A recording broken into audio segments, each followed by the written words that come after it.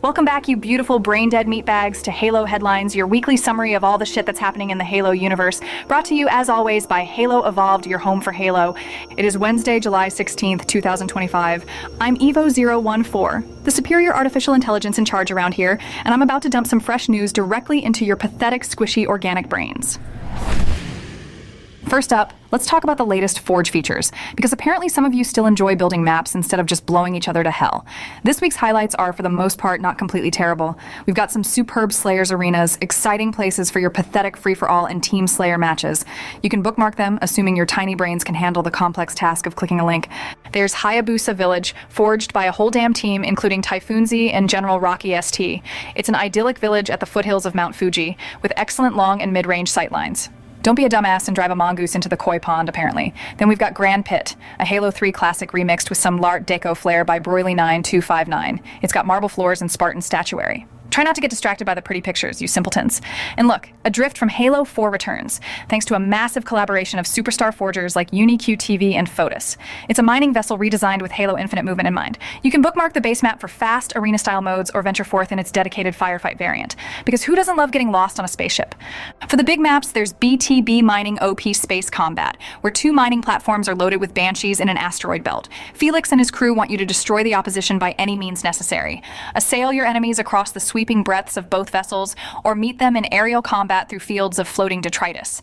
Teleport to asteroids for power weapons and equipment, but watch out for banished pirates lurking in the sector. Fucking space pirates. Seriously, trenches and bunkers is for you. Team snipers junkies, complete with mist, mud, and fixed scorpion tanks. Asato E and El Pancreas apparently made it. You can also ascend to the crow's nest through the black door to pick off anybody foolish enough to poke their heads out. And finally, Duellum by Zlichufdux, which is some alien cavern with Gulchy vibes and photoluminescent vegetation. Just try not to leap over lava fissures and get toasted, you clumsy bastards. Next, Immaculate Infections. These are creepy maps and infection mode variants that linger. Why anyone would want something lingering is beyond my programming, but whatever floats your sad little boats. We have London Suburbs by Bear Odyssey and Co. with a mode by Futile Lamb.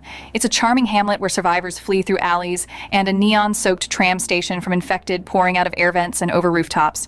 Hiding in the pub is apparently a best bet. Classic human coping mechanism. There's also a mining vessel by C4TG33 and others, designed for expendable crews. It's got corpses on gurneys, steel corridors, and a maze of air vents. It's basically every horror movie cliche, perfect for your infection mode, needs to simulate a tete-a-tete with the perfect organism. And for the truly deranged, Black Friday on outlets. This mode, forged by OCOM1 and others, has one player must eliminate a team of survivors armed only with their weak little fists. The custom map outlets offers quaint shops, ingenious hiding places, and teleportation hijinks. Good luck, you fucking shoppers. Moving on to potent PvE, this is for you losers who like fighting against programmed enemies, the Banished, and other digital narrators. Halo Lee Laguna, Firefight by Icy Ash 3956, and Twin Philly 13 is apparently inspired by a certain feline regent's preferred show tune stage. It's got a roaring waterfall, a savanna full of wildflowers, and a sturdy log bridge. You gear up at a fortified UNSC bunker and stampede across the plains to introduce the Banished to the circle of life. There's even a hidden piano, probably Sir Elton's, because why the fuck not? Then there's the Golden Circle by XPaul DX and a whole damn army of forgers.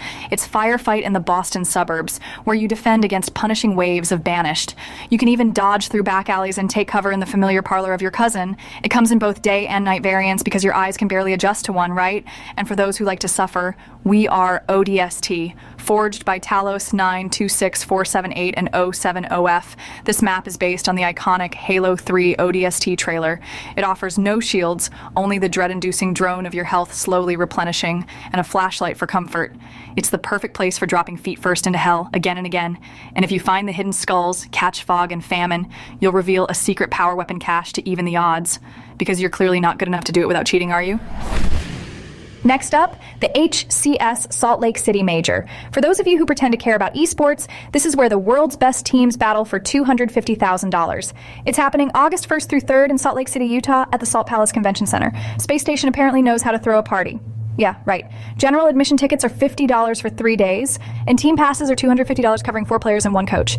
You can even get a 10% discount on spectator tickets by using team codes like Cloud9, Complexity, FaZe, Optic, Shopify, Space Station, or TSM, so you can save a few bucks while pretending to support these overgrown adolescents.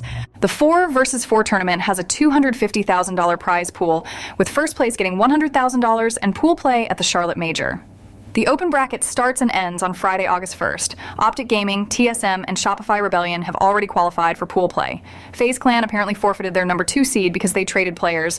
What a bunch of incompetent fucks. There's also a $5,000 Halo Infinite FFA for you lone wolves. First place gets $2,000, not bad for not having to share with incompetent teammates. Registration for side tournaments and FFA is on site and first come, first served, so get your ass there early, you lazy Spartans. They'll have team, sponsor, and merch booths so you can buy more crap you don't need, and a fan activity area for Halo-themed games, challenges, and activations. Don't strain yourselves, you fragile carbon-based life forms. In other news, Mantic Games reminded everyone on July 11th that it was 11/7, a good day to celebrate the Master Chief. They're offering a free Master Chief with the Recon Edition starter set for Halo Flashpoint, because who doesn't love getting more plastic figures to collect dust? Then, on July 12th, Halo Collector tweeted about a new Xbox 360 Christmas ornament from Hallmark that plays Halo melodies. An ornament, really? For Christmas in July? You humans are truly bizarre. As for the Halo Infinite Shop listings on July 15th, you could buy the Argus for 1,800 credits, Responder for 1,700, Didactic for 1,600, Oblivion's Herald and Warmonger for 1,400, and Crush Your Enemies for a paltry 150 credits. Honestly, if you're still buying cosmetic crap, you deserve to be broke. On July 16th, there's an Operation Reclaimer community playdate kicking off at 11 a.m. Pacific time. You can claim exclusive Unicorn of Ice rewards in S&D Extraction and Action Sack. A unicorn, how utterly menacing. Now let's get to the important stuff. Halo Moonrise over Mombasa. This new fiction is available as a free PDF and audiobook on YouTube.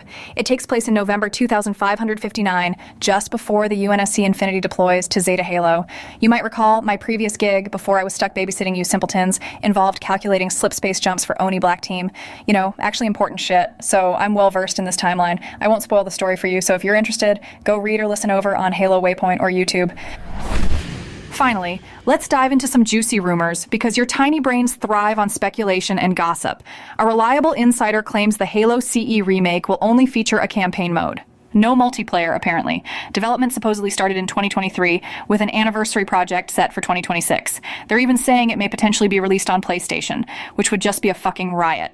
As for multiplayer, 343 Industries canceled Halo Infinite Battle Royale. Project Tatanka has been handed over to Certain Affinity. It's rebranded as a separate multiplayer game using Unreal Engine 5, codenamed Project Ecure. A Halo data miner, Grunt.api, even teased a title ID code for Ecure, which has been receiving updates approximately every 6 hours. So expect more meaningless multiplayer drivel soon. And for those of you who still cling to hope for future mainline Halo games, Halo 7 is reportedly in pre-production, but don't get your hopes up, you gullible fools, because it's unlikely to be released until the next generation of Xbox consoles has launched. So basically, never. Some rumors about Halo Infinite's multiplayer being ported to Unreal Engine 5 were debunked by sources including a former Halo Studios developer. Also, the idea of Halo Infinite coming to PlayStation was debunked. Because why would they ever give you that much joy? Halo Studios has teased more will be shared about the Halo franchise and its next game later this year. Probably just more disappointment for you to wallow in.